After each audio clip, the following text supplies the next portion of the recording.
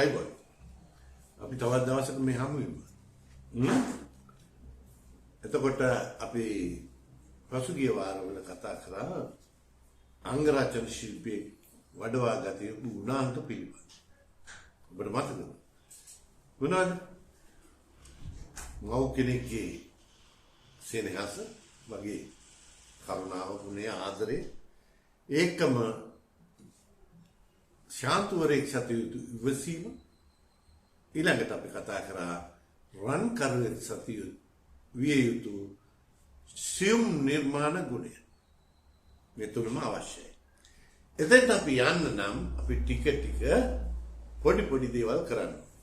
මෙන්න මේ පොඩි දේවල් කරන්න තමයි අපිට වේදිකා මාධ්‍ය තුළ අත්හදා බලන අවස්ථාව ලැබිලා තියෙන්නේ. ඒතර අපි දන්නවා මාධ්‍ය පිළිබඳ තියෙනවා, මාධ්‍ය ඡායාරූප කියලා මාධ්‍යයක් තියෙනවා, ඊළඟට චිත්‍රපට, ඊළඟට සූප වාහිනිය. මේ සියලුම මාධ්‍ය අස්සේ තියෙන සජීවී මාධ්‍ය තමයි වේදිකාව. මේක හොඳම අවස්ථාවක් අංගරචන ශිල්පියාට සිය වෘත්තීය මට්ටම එහෙම නැත්නම් සිය කුසලතාවය වර්ධනය කරගන්න.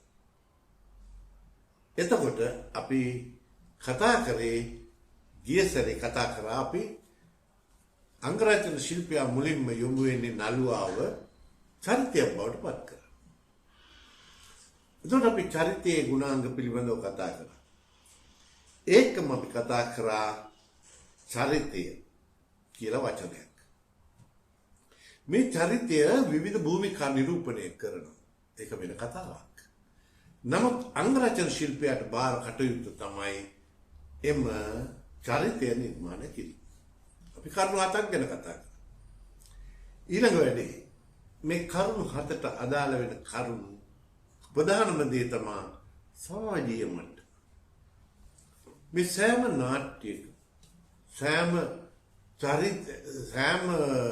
නිර්මාණයකම තියෙන චරිත සමාජීය චරිත. මේ සමාජයේ ගෙවන දිවි ගෙවන චරිත. මේ චරිතනේ. එතකොට අපි දන්නවා මේ චරිත කියන්නේ මොනවද කියලා. මේ චරිතය කියන එක හඳුන්වන කෙටිම හැඳින්වීමකුත් තියෙනවා.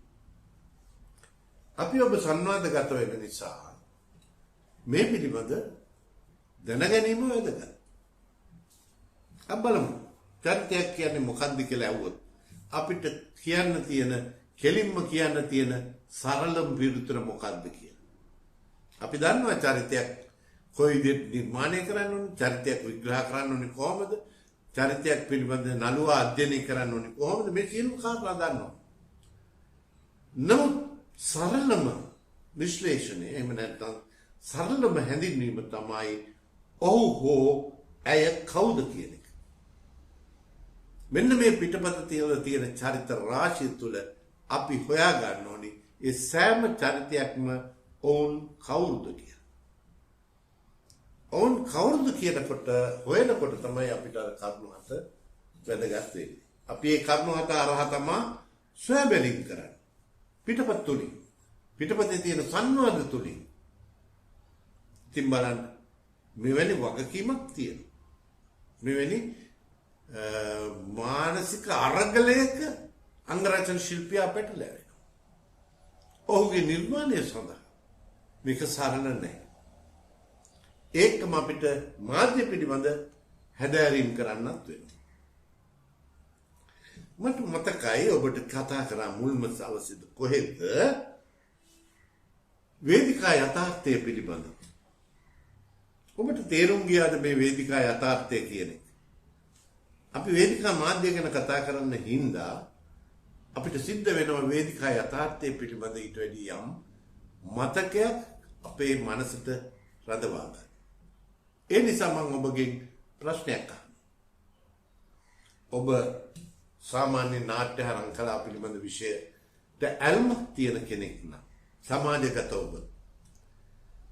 ඔබ නරඹා ඇති මනමේ නාට්‍ය. මහාචාර්ය දිවිසරචන්ද්‍රයන්ගේ මනමේ නාට්‍ය. මම මේ නාට්‍ය තුළ තියෙන චරිතයක් උදාහරණයට ගන්නවා. මේ මොකටද? ඔබට වේදිකා යථාර්ථය කියන එක පිළිබඳ මූලික අවබෝධයක් ලබා දෙන්න. මේ චරිතය මොකද්ද?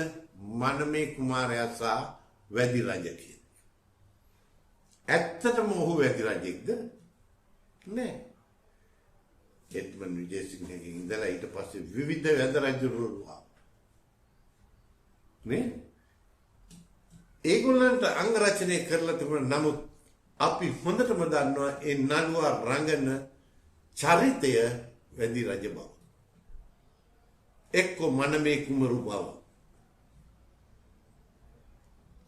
මෙන්න මේ විශ්වාසනීයත්වය, මෙන්න මේ විශ්වාසය තියෙන ඔබ ළඟ. මම ඒකයි කිව්වේ ඔබ රැගෙන යන දෙයක් තමයි වේදිකා යථාර්ථය කියලා. ඔබ වේදිකා නාට්‍ය බලන්න යන්නේ වේදිකා යථාර්ථය කරපින්නගෙන. එහෙම නැත්නම් ඔබට වේදිකා නාට්‍යයක් රස විඳින්න බෑ. ඔබ රස විඳින්නේ වේදිකා යථාර්ථය හමුවේ. අංග රචන ශිල්පියා මූලික වශයෙන් මේ වේදිකා යථාර්ථය පිළිබඳව මූලික අවබෝධයක් ගන්න ඕනේ. ඒ විතරක් නෙමෙයි. වේදිකා අංග රචන ශිල්පියත් වේදිකා යථාර්ථය පිළිබඳ අවබෝධයක් ගන්න ඕනේ. අධ්‍යක්ෂකවරයාත් එසේමයි.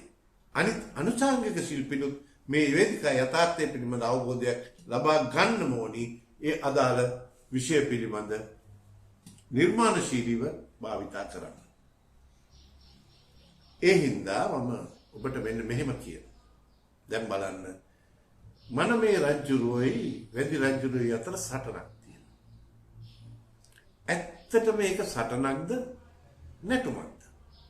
මගේ අවසර නොමගෙන මගේ අවසර නොමගෙන මගේ අවසර නොමගෙන මගේ අවසර නොමගෙන මගේ අවසර නොමගෙන මගේ අවසර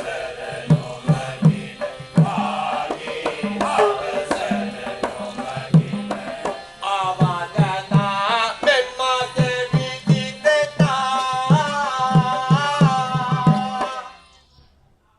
මම දන්නවා මම අහපු ප්‍රශ්න වලට බොහෝ අය මට උත්තර දුන්නා. ඒක සටනක් වාගේ නැටුමක් කියලා. ඇත්ත. අන්න පරම රංග සීමාව ගැටුනේ. එහෙම නැත්නම් සටනේ. මහාචාර්ය ඉදිරිවිද සරච්චන්ද්‍රයන් කරන්න පුළුවන් උපරිමය සටනක් ලෙස දැනෙන ලෙස රංග පරම සීමාව හඳුනාගත්ත කෙනෙක්. ඒ නිසා ඔහුට පුළුවන් වුණා නැටුම සටනක් ලෙස නිර්මාණය කරන්න. බලන්න වේදිකා යථාර්ථය හමුවේදී ඔබ සහාය වෙන හැටි, ඔබට සහාය වෙන හැටි. එතකොට ඔබට පුළුවන් ඕනෑම දෙයක් වේදිකාව මතට ගේන්න.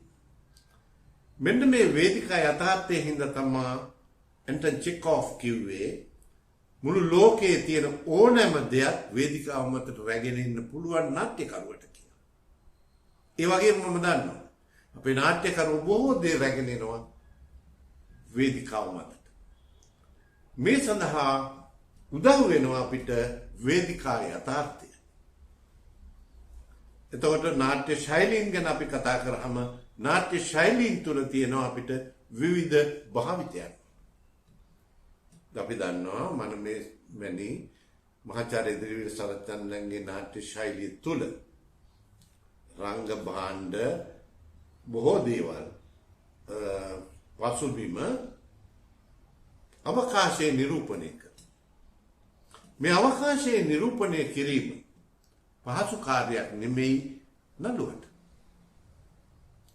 නළුවා වේදිකා නළුවා කියන කෙනා අවකාශය ප්‍රතිනිර්මාණය කිරීමේ නිපුණතාවයකින් හෙබිවිය යුතුයි. ඒ නිසා වේදිකාව තුළ රංගන ශිල්පීන් අනිවාර්යයෙන්ම වේදිකා යථාර්ථය හඳුනා ගැනීමත් අවකාශයට ජීවේදීමේ හැකියාව නිපුණ කර ගැනීමත් ඉතා වැදගත්. ඔන්න වේදිකා මාධ්‍ය තුළ තියෙන ගැටලු. මේ වේදිකා මාධ්‍ය අපූර්වත්වයෙන් ඉදිරියට ගෙනියන්න නම් අවකාශයට ජීවේදීමේ කලාව අනිවාර්ය විය යුතුයි. එය තමයි වේදිකා යථාර්ථය හමුවේ අපූර්වත්වයට පත් වෙන්නේ. අන්නේ නිසා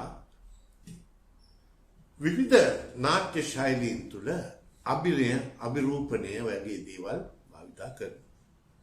අභිනය රංගය ඉතාම වැදගත්. වේදිකාවට හැම දෙයක්ම ගේන්න බෑ. නමුත් අභිනය තුලින් අපිට පුළුවන් අයිෆල් කුළුණ උනත් ගේන්න. බොහෝ දේ කරන්න පුළුවන්. යුද කරන්න පුළුවන්. නේ?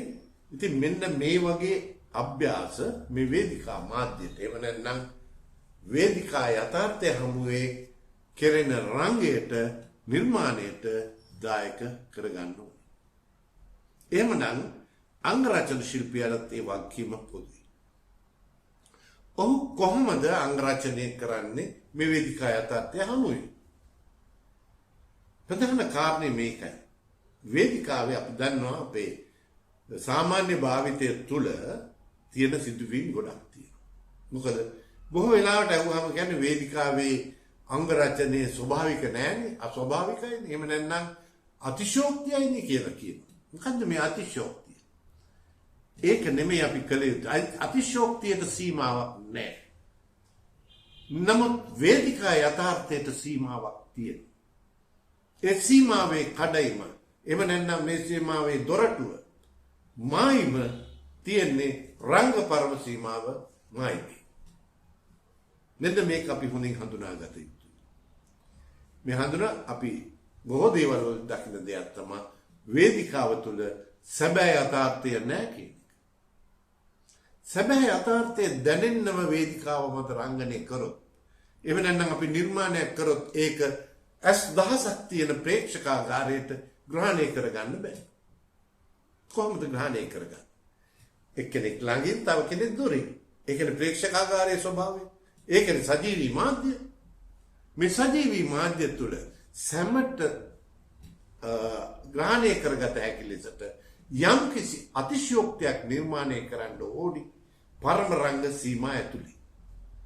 මේක තමයි වේදිකා යථාර්ථයේ හදාරිය යුතු මූලධර්මය. ඔබට වේදිකාවට බිය විය යුතු නැහැ.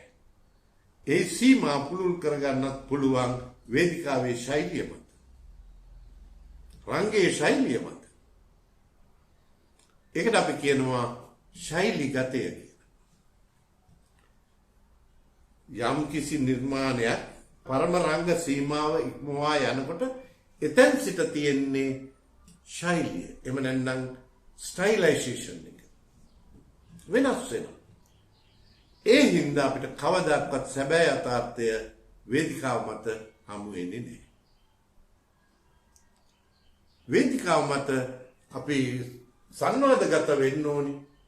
කතා කරන්න ඕනි ප්‍රේක්ෂකාගාරයේ දහසකට. අංග රචනයෙන් නම් ඇස් දහසකට, 2000කට. ප්‍රේක්ෂකාගාරයේ 10ක්. ඉතින් ඔයගේ අපිට ගැටලු තියෙනවා. අපි වේදිකා මාධ්‍ය හදාරනකොට මේ සියලුම දේ පිළිබඳ අවබෝධයකින් හැදෑරිය යුතුයි. ඒ විතරක් නෙමෙයි. අපි හිතමු ප්‍රේක්ෂකාගාරයේ ඉන්නේ 1000ක් කියලා. දැන් සිනමාව හෝ රූපවාහිනී මාධ්‍ය තුල අපි එක තැනක් තියෙනවා යමු වෙන්න. ඒ රූපවාහිනී ඇස. එහෙම නැත්නම් කැමරා ඇස. නමුත් ප්‍රේක්ෂකාගාරේ ඇස් 1000ක් 2000ක්. එතකොට අපි කොහොමද යොමු වෙන්නේ? මොකද කෙනෙක් වෙනත් ඇන්ගල් එකක, වෙනත් තැනක, වෙනත් දුරක. ඒ වගේ පොදුවේ තියෙන ප්‍රේක්ෂකාගාරයකට අනුගත විය යුතුයි අංග රචන ශිල්පිය. ඒ සැමට දැනෙන විදිහට. එතකොට ඒ සීමාව හැබැයි පරම රාමක සීමා තුළ මත තිබිය යුතුයි. ඒ අන්තරයේ තිබිය යුතුයි. වේදිකාවේ තාත්තේ පිළිගත හැකි සීමාව තුළ තිබිය යුතුයි. ඒ නිසා අපි වේදිකා පරමාර්ථය, වේදිකා රංග සීමාව හවින් හඳුනාගත යුතුයි කියන අවධානය ඔබගේ යොමු කරමින් මම මෙවරත් සමුගන්නවා ඔබේ. ආයිබෝන්.